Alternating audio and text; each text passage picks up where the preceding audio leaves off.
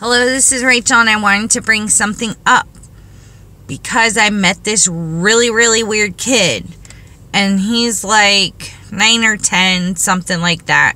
And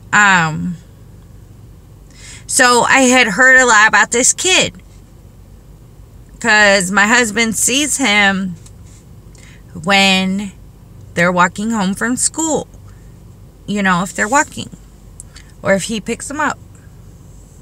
And he was telling me all kinds of crazy stuff. So this boy's sister goes around telling people that he will shut the bathroom door and stay in there so long that this girl says she has to go outside and go pee. And that he does all these other weird things. So I was like, whatever.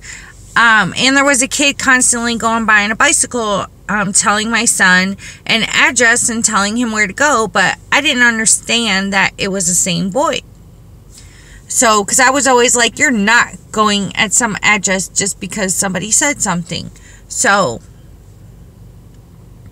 and my son thinks did think he's harmless. So, so I heard those things. Then I heard that, you know, because there's a lot of little parades in that area, and they throw candy. So it's not very often, but sometimes the candy gets run over and it gets squished. So he was telling my son to eat the dirty candy off the road. So I had heard all this. And so I'm walking home, and now it's a brother and sister, because I guess my son really likes the girl, like not in a like crush way, but just likes talking to her. So and she looked like she didn't really wash her hair. Her backpack was really dirty. She was so skinny that she looked like somebody who's been starved for months. Like, that's how skinny she was, like unnaturally skinny. I mean, like the more extreme end of an anorexic is what she looks like. And I think she's 8, so maybe 9, I don't know. She's pretty tall. And so it's her and her brother. I didn't know it was them, but one of my sons, because I was there, was more than one son. He had ran ahead of me to be around these two kids, a girl and a boy. And I was like, whatever, you know, that's what kids do. That's what boys do. So I was like, whatever. And I'm stuck carrying his stuff. So I hollered at him like, hey, you know, can you carry your own bag? I got other stuff to carry. So, I was like, who is that? And he said, his friends, and he said their name. And, so anyway, we get across the street and get across the street the other way. And this boy was doing weird things.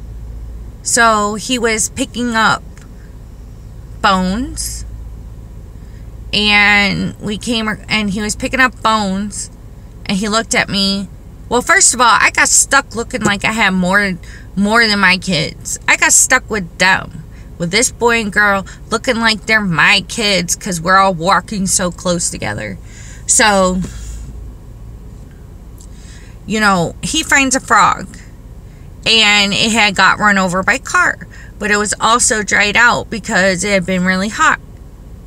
And who knows, it might have been there for a couple days. He finds this, starts playing with it, looking at it, moving it around, tries to offer it to my son. And then he's like, the boy was like, hey, it's plastic. And my son was like, is it really plastic? He's like, no, it's a real dead frog. So this dude tried to get my son to touch it. So I was like, you know what? That's disgusting. I was like, you picking up bones and picking up frogs, dead frogs, or any dead animal, and playing with them, and not even caring that there's other people around you either. I was like, that's absolutely disgusting. And I don't want my son around you. And, so he just looked at me or whatever. Oh, and I told him too. I said, children that do these things with dead animals or hurt animals or play with bones and stuff, I was like, they sometimes grow up to be people that hurt people. So anyway, we kept walking, and they wanted to stay by me, looking like my kids. So he starts leaning over into the road when there's cars coming by. You know what I'm saying? So the cars had to go like half a lane over because that's how, scary he was being. So I told him, I'm like, hey, you need to get on the road. There's cars coming. So we start going down. He keeps trying to look for weird things. And he found a white marble. And so my son's asking a lot of questions about the marble. And then my son ran after the marble. And he was trying to go pick it up. And I screamed really loud. I'm like, I said, you're not allowed to pick up that marble. Do not pick it up. No. And the boy and my son are like, why? I said, because somebody who was touching a dead frog touched that marble. And I turned around and told the kid, you could get a disease or sick from that. And he said, oh my gosh, your mom is like that. And I said, you know what? You already got the dead frog all over your backpack by touching it. And now you're going to go home and have dinner and get dead frog on your silverware. I was like, so whatever.